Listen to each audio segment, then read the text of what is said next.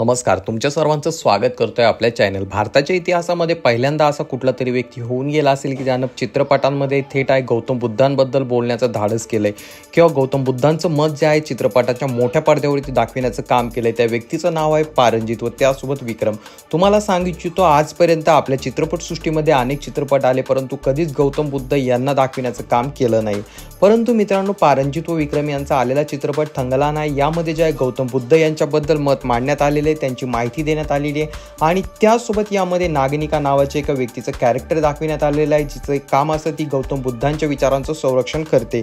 आणि त्यासोबत मनवादी लोकांनी गौतम बुद्धांच्या विचारांना कसं संपवलं किंवा त्यांच्या ज्या आहे विचारांवरती कसा घाला घातला, ही संपूर्ण माहिती या चित्रपटामध्ये देण्यात आलेली आहे. परंतु मित्रांनो, या चित्रपटासोबत असं काय झालं की ज्यामुळे महाराष्ट्रामध्ये हा चित्रपट रिलीज होऊ दिला नाही. आपण संपूर्ण माहिती पाहणार आहोत. चित्रपटामध्ये काय आहे, गौतम बुद्धांचा इतिहास काय दाखविण्यात आलेला आहे आणि त्याचसोबत जे आहे आपल्या महाराष्ट्रामध्ये हा चित्रपट नक्की का रिलीज नाही होऊ दिलाय. तर चला मित्रांनो, व्हिडिओला सुरुवात करूया. परंतु तत्पूर्वी तुम्हाला विनंती असेल, चॅनलवर नवीन असाल तर चॅनलला नक्कीच सबस्क्राईब करा.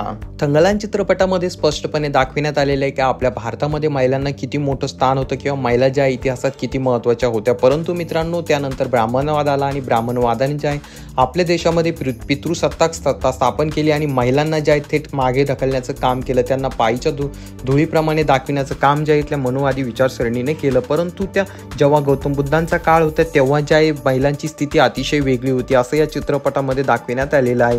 या चित्रपटाचं कोर मेन जे स्ट्रक्चर आहे किंवा यामध्ये सगळ्यात महत्त्वाची जी गोष्ट दाखविण्यात आलेली ती म्हणजे गौतम बुद्धांच्या मूर्त्यांचा झालेला विध्वंस.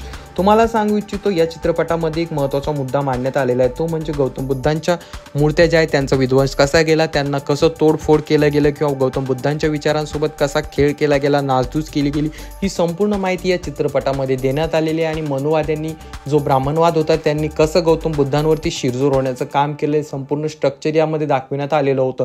आणि ही जर गोष्ट महाराष्ट्रामध्ये प्रदर्शित झाली तर महाराष्ट्रामध्ये यावरून खूप मोठा कल्ला होऊ शकतो किंवा चित्रपट चालूच दिला जाऊ शकत नाही, हे पारंजित त्यांना माहीत होतं. आणि त्यामुळेच त्यांनी कदाचित जो आहे महाराष्ट्रामध्ये हा चित्रपट रिलीज केला नाही किंवा चित्रपट रिलीज करण्यासाठी ते उशीर करत आहे. त्यासोबत या चित्रपटामध्ये आणखी एक गोष्ट दाखविण्यात आलेली आहे, ती म्हणजे गौतम बुद्धांच्या विचाराचं रक्षण त्या काळामध्ये लोक कसे करत होते. त्या काळामध्ये ब्राह्मणवाद जे आहे गौतम बुद्धांना संपविण्याचं काम करत होतं किंवा मनवादी लोक जे आहेत गौतम बुद्धांच्या विचारांना संपविण्याचं काम करत होते. परंतु त्या उलट त्या काळामध्ये जे काही लोक होते जे गौतम बुद्धांना खूप मानत होते, त्यामुळे त्यांनी जे आहे गौतम बुद्धांचे विचार कसे जपले किंवा त्यांचं संरक्षण कसं केलं. त्यासोबत मी तुम्हाला जे नागनिका जो कन्सेप्ट सांगितला महिलांबद्दलचं, त्यांचं सुद्धा एक खूप महत्त्वाचं स्ट्रक्चर यामध्ये दाखविण्यात आलेलं आहे. परंतु मित्रांनो, या सर्व गोष्टींमध्ये जे आहे नागनिका पर्व जो आहे ही खूप अशी महत्त्वपूर्ण माहिती त्यामध्ये देण्यात आलेली आहे. परंतु त्यासोबत या चित्रपटामध्ये आणखी एका गोष्टीवरती प्रकाश टाकण्याचं काम केलं गेलेलं आहे, ते म्हणजे त्या काळामध्ये ज्या बुद्ध अनुयायी असतील किंवा बौद्ध समाजाला मानणारे जे लोक होते त्यांच्यावरती कसा अन्याय अत्याचार केला गेला. त्यावेळेसचे जे आहे क्षत्रिय लोकांना हाताशी धरून जे आहे ब्राह्मणवादी लोकांनी किंवा मनवादी लोकांनी जे आहे कशा प्रकारे गौतम बुद्धांच्या मानणाऱ्या प्रवर्गाला संपवता येईल किंवा कसा सामाजिक अन्याय अत्याचार त्यांच्यावरती करता येईल, हा त्यावेळेस केला गेला होता. त्यामुळे या चित्रपटाची सर्वच ठिकाणी मोठ्या प्रमाणात चर्चा होताना दिसत आहे. आणि हा चित्रपट कदाचित पहिलाच असा चित्रपट असेल की ज्यामध्ये गौतम बुद्ध, डॉक्टर बाबासाहेब आंबेडकर यांच्या विचारधारांना दाखविण्यात आलेला आहे. परंतु हा चित्रपट 100 कोटीच्या वरती गेलेला आहे आणि त्यामुळे सर्वच ठिकाणी या चित्रपटाचं खूप मोठ्या प्रमाणात कौतुक केलं जात आहे. तर चला मित्रांनो, आजच्यासाठी एवढंच. चॅनलवर नवीन असाल तर चॅनलला नक्कीच सबस्क्राईब करा.